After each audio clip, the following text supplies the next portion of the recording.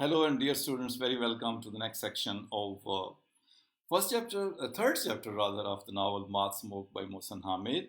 I have already talked about of some of the things in this chapter, and now we are going to talk about the home life of Daru, his servant. For example, let us read some part of the text. It says, Manusi only does this when I'm late. I look at my arm.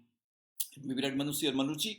10 minutes 9, I should be leaving right now. Breakfast, I roar, I shower and shave, all that same thing, cutting myself through on a soon and dry to gulp down the water Manusi has brought me, but it is so cold I have to drink it slowly. I have a headache and an upset stomach, signs that last night's black label might have been quick, and my shirt is missing a button. And I grab my briefcase, shovel some fried egg into my mouth with pieces of toast, and head out the door. A dog is lying in the middle of the driveway just outside the gate, and he doesn't starve when I yell at him, even when I stand a stone thudding into his back. I look around for a stick but can't find so I walk forward empty handed to see if he's dead. He can't have been dead for long because God's tricks still cover his ears like bunches of grapes. There are a lot of dead dogs these days. The heat's killing them. I push him with my foot towards the refuse pile by the gate and notice he's already stiff, tendon like tight ropes wrapped around his bones. So small houses hunched up, etc., etc. And a very important passage is here. I drive fast, belching up the taste of the egg from time to time, and I'm thinking about an appointment I have at 10, which I'd rather not have at all. Still, I'm not happy when my car engine dies on and quick glance tells me that I'm out of fuel. I try to make it up to the next petrol pump on sheer momentum, but there's too much traffic and I have to hit the brakes. I take off my jacket, roll up my sleeves, open the door, and push with one hand on the steering wheel. Under the car is by side of the road. People honk at me unnecessarily as they drive past, and my white shirt is turning translucent in spots. I walk half kilometers or so to the station by buying some regular container and funnel. It's 9:48. Petrol's fishing beside me. I jog back, inhaling the dark smoke, buses spit in my direction, and feeling sweat fill my eyebrows and overflow, stinging into my eyes. I restart my car, driving with one hand, unbuttoning my shirt with the other so I can dry myself off with a rag. I'm in the office by 11 minutes of 10, cold because I'm soaked and air conditioning in the bank is always too strong. I smell like a garage on a windless day, and I'm sure I look a mess. Raider sees me and shakes his head. Raider's real name is Heather, and his dream is to become a hostile takeover specialist on Wall Street. He's the only man at our bank who wears suspenders. You are in for it, he says. Is he here? I ask him, etc. etc.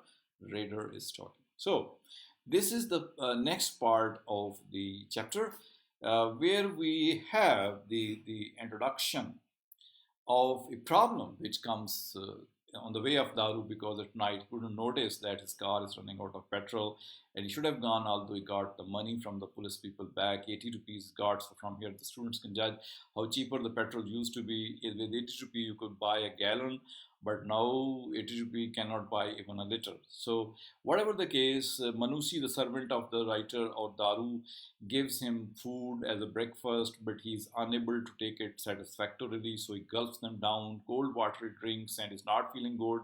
He tells us the reason of the drinking at night, and then without noticing, he rushes on the road. So carelessness of our hero becomes a problem, and therefore his car stops on the way. And then imagine the situation, what one can do when the car stops there. He finds that petrol is not there. He goes to the next pump and buys back the petrol. He makes his hard effort because he got the appointment in the bank. He has to reach there, but he's at least 45 minutes late in all of this activity and is sweating also, and it's very bad condition. The mood becomes bad. So perhaps this is the type of carelessness which Daru is suffering from.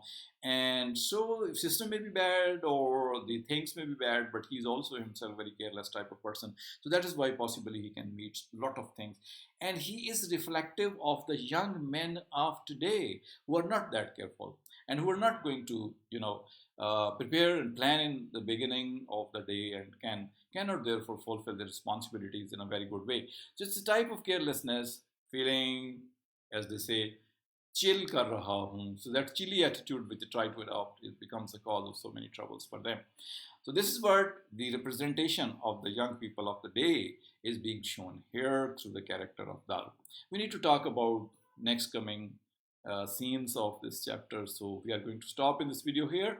We shall be again meeting in the next video where something new about this chapter will be talked about. Thank you for watching. Hope to see you again.